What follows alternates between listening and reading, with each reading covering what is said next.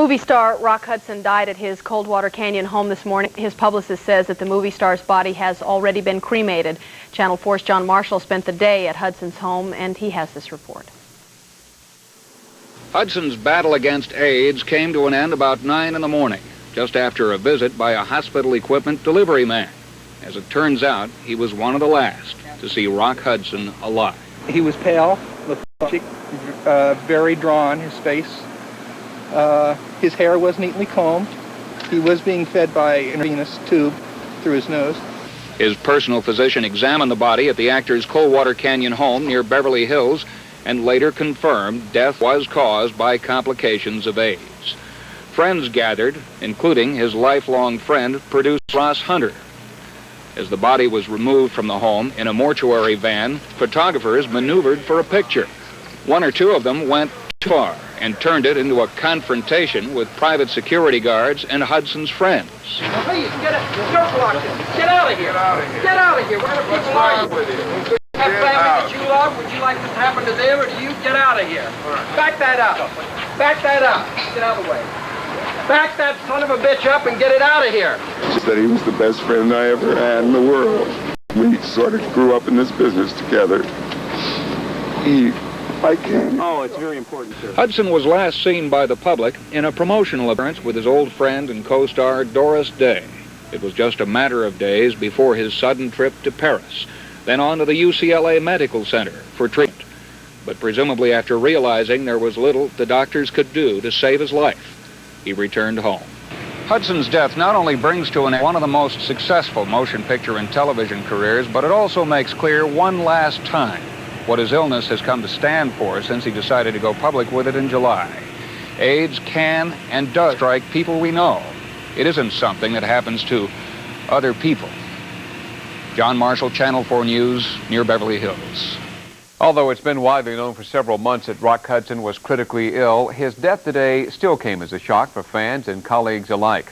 Our entertainment editor, David Gian, joins us now with a report on that and a look back at an outstanding career. David. You know, John, as a name on a movie marquee, Rock Hudson was very much a product of a 1940s Hollywood star system that really doesn't exist anymore. It was a system that recognized his quality from a 1946 photo and quickly put him through a process of screen tests, acting lessons, a name change from Roy Fitzgerald to Rock Hudson, small parts in small movies, and finally the big break 6 years later as Jane Wyman's co-star in Magnificent Obsession. We've never met. I know a little about medicine. I studied to be a surgeon once. That performance led to his only Oscar nomination for his 1955 role in Giant, followed by a series of romantic comedies opposite Doris Day, starting with Pillow Talk. You did yourself a great job, and as far as I'm concerned, you can stay here and charge admission. He really conscientiously and diligently worked about learning how to be an actor, and very soon became a good actor, and soon thereafter, an excellent one.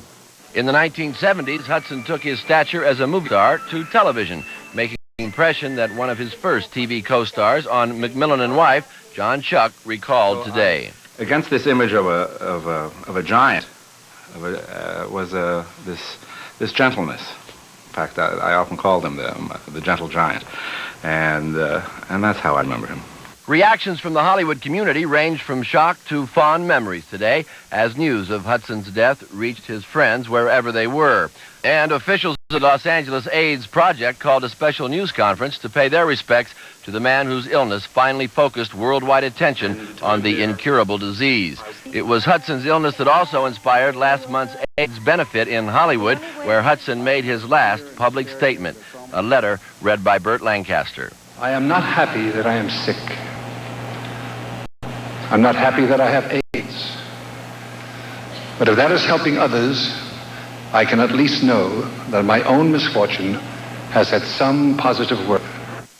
The AIDS benefit itself has already been worth $1 million to help eradicate the disease, which seems to be only the beginning of the legacy left by Rock Hudson. Thank you, David, very much. A lab in Costa Mesa announced today that tests are being done in 8 hospitals across the country on a drug that seems to stop the reproduction of the AIDS virus in its early stages. This is very good news if it's true. The drug is called ribavirin. It's already being used to treat ailments such as herpes. However, the Food and Drug Administration has not yet given it full approval. Medical centers participating in the AIDS test include one at UC San Diego. John. Coming up next, one of City Hall's most familiar faces makes a big announcement today. And the lottery is less than a day away. Those stories and more when the Channel 4 News continues.